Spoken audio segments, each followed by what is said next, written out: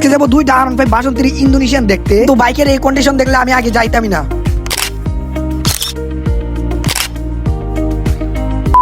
আসসালামু আলাইকুম এভরিওয়ান, কি অবস্থা সবার? আশা করি সবাই অনেক বেশি ভালো আছে। আর ভিডিওর প্রথম অংশ দেখেই তো বুঝতে পারছেন যে আজকের ভিডিওটা কি নিয়ে হইতেছে। সকাল সকাল ঘুম থেকে উঠে আমি রওনা দিয়ে দিই মুন্সিগঞ্জের উদ্দেশ্যে। ওইখানে যাওয়ার পর গাড়ির এই কন্ডিশন দেখবো আমি স্বপ্নেও ভাবি নাই। টাঙ্কির অবস্থা তো দেখতেই পারছেন, এদিকে দেখেন গাড়ির আউটলুকের কি কন্ডিশন, একদম বাজে অবস্থা। গাড়ি হ্যান্ডেলে সব জায়গায় জং পড়ে গেছে, এমনকি গাড়ির মিটারটা পর্যন্ত ফাইটা গেছে। তারপর ডিস্ক যখন হাত দিই, ডিস্কের অবস্থা দেখি একেবারে খারাপ। এই জন্য এখান থেকে আমি চলে আসি ঢাকার উদ্দেশ্যে। ঢাকা ঢুকার পরই আমি আবার একটা বাইক নিয়ে চলে যাই নরসিংদী গুরাশাল এই বাইকটা দেখার জন্য। আমার নিয়ত ছিল আজকের মধ্যে আমি একটা ইন্দু ভিতরি খুঁজে বের করে কিনবই তো কিনবো, কিন্তু দেখেন কপালটা কি খারাপ। 2টা বাইক দেখলাম, 2টাই দেখি চলে না আমাদের। এই বাইকটাও মাইর খাওয়া, এই জন্য এই বাইকটা নেই নাই আমি। এই বাইকের দেখেন হেডলাইটটা পর্যন্ত চেঞ্জ করে রাখছে, হেডলাইট লাগানো আছে ইন্ডিয়ানের, কিন্তু গাড়ি হচ্ছে কি ইন্দোনেশিয়ান ভার্সন। আর গাড়ি যে জুড়ে মার খাইছে, এই যে চাক্কার রিংটা দেখলেই বোঝা যায় যে গাড়ি কত জুড়ে মার খাইছে। এই জন্য মনটা খারাপ করে আবার ঢাকার উদ্দেশ্যে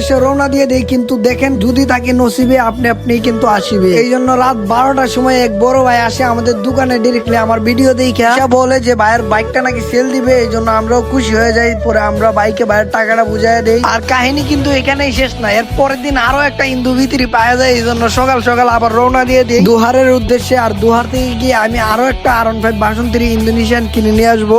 একটা বাসে উঠে আমি সরাসরি চলে যাই দুহার। আর দুহারে নেমে আমি আবার এখান থেকে একটা রিক্সা নিয়ে চলে যাই ভাইয়ের বাসায়। ভাইয়ের বাসা থেকে গিয়ে ভাইয়ের বাইকটা কিনে নিয়ে আনবো। আর এখান থেকে একটা রিক্সা দিয়ে চলে যেতেছি আমি সোজা ভাইয়ের বাসায়। আর ভাইয়ের সাথে কথাবার্তা বলে অনেক ভালো লাগলো, বাইকটাও সুপার ফ্রেশ কন্ডিশন। তো এখান থেকে আমি আবার ঢাকার উদ্দেশ্যে রওনা দিয়ে দিব। ভাইয়ের সাথে একটু ভিডিও নিছিলাম। তো এখান থেকে আবার আসার সময় একটা মজার কাহিনী করছে, কাহিনীটা আপনাদেরকে একটু দেখাবো। কাহিনীটা হচ্ছে গিয়ে এই যে 2টা বাইক, একটা হচ্ছে গিয়ে ইয়ামাহা RX 100 আর একটা হচ্ছে গিয়ে পালসার 150 সিসির একটা বাইক। 2টা বাইকে কিন্তু টানাটানি লাগছে, কার আগে কেটে যেতে পারে। আমি ওদের লগে একটু মজা নিতেছিলাম, যে ভিডিও করতেছিলাম আমি। আর যখন ঢাকা ঢুকা যাই সাথে সাথে দেখি 3 ঘন্টার জ্যামের মধ্যে আমি আটকে যাই। যাইতে যাইতে আবার রাত হয়ে যায়। এই জন্য আমি আবার চলে যেতেছি সোজা। আবার দেখি রাস্তার মধ্যে জ্যাম লাগে, এই জন্য আর ভিডিও গুলা নিতে পারি নাই। সবাই ভালো থাকবেন। Thanks for watching this video, like this video.